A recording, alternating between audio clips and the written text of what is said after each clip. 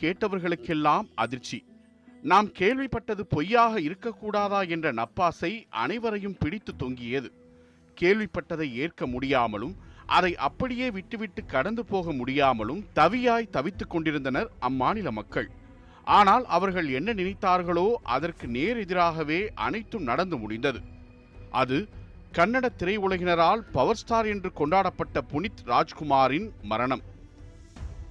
அழுகை, ஆற்றாமை, துக்கம் என்ற உணர்ச்சி பிழம்பாய் மாறியிருந்தனர் மக்கள். கூடியிருந்தவர்களில் பலர் அப்பு அப்பு என்று தலையிலும் முகத்திலும் ஆற்றாமையை வெளிப்படுத்த முடியாமலும் துக்கத்தை அடக்க முடியாமலும் அழுது புரண்டனர். எங்களில் ஒருவனாய் இருந்தாய், எங்களுடைய கஷ்டங்களில் கை கொடுத்தாய், எப்பொழுதும் எல்லோரையும் புன்னகையோடு அரவணைத்தாய், இனி உன்னை எங்கு நாங்கள் பார்ப்பது? தாங்க முடியாத துக்கத்தை தந்துவிட்டு அமைதியா இந்த மருத்துவமனையில் படுத்து உறங்குகிறாயே, இறைவா உனக்கு இரக்கமில்லையா? மரணமே உனக்கும் மனம் இல்லையா? எங்களின் உறவை பாதியில் பிரித்துச் சென்ற மரணமே உன்னை சபிக்கிறோம் என அழுது அரட்டினர் அங்கிருந்தவர்கள். மரணத்தை சபிக்கும் வார்த்தைகளால் நிரம்பியிருந்தது பெங்களூர் வசந்த் நகரில் உள்ள விக்ரம் உயர் மருத்துவமனை.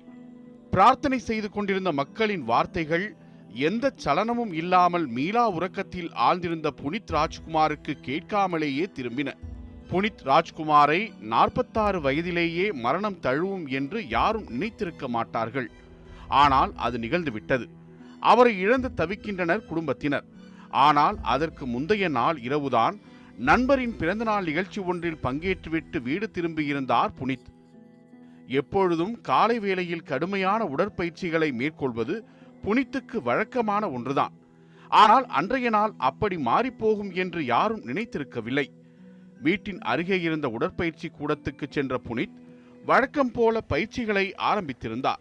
அதிக எடை கொண்ட பளுதூக்கும் பயிற்சியை மேற்கொண்ட போது வழக்கத்திற்கு மாறாக உடல் ஒத்துழைக்க மறுத்திருக்கிறது. திடீரென்று இதய பகுதியில் மெல்லிய வலி ஒன்றும் ஏற்பட்டிருக்கிறது. அதுதான் அவர் நினைவில் இருந்த கடைசி நொடி. அந்த நிமிடமே மயங்கி சரிந்திருக்கிறார் புனித். சிலருக்கு உடற்பயிற்சி செய்வதென்பது ஏதோ கை கால்களை மட்டும் அசைப்பது போன்றது. ஆனால் புனித்துக்கு அப்படி அல்ல. உடலின் ஒட்டுமொத்த நாடியும் ஒரே புள்ளியில் இணைப்பதை போன்றது. அவர் உடற்பயிற்சி செய்யும் வீடியோக்களை பார்த்தவர்களுக்கு இது நன்றாக தெரியும். கொரோனா காலத்தில் உடற்பயிற்சி குறித்த புனித் ராஜ்குமாரின் வீடியோக்கள் பலருக்கும் உத்வேகத்தை அளித்தன. இதன் தொடர்ச்சியாகவே கடுமையான உடற்பயிற்சிகளை மேற்கொள்வதால் அதற்கு ஏற்றாற்போல தனது உணவு பழக்கத்தையும் கூட மாற்றியிருந்தார் புனித்.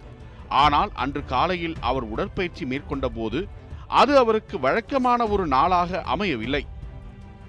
மார்பு பகுதியில் வலி ஏற்பட்டு மயங்கியவுடன்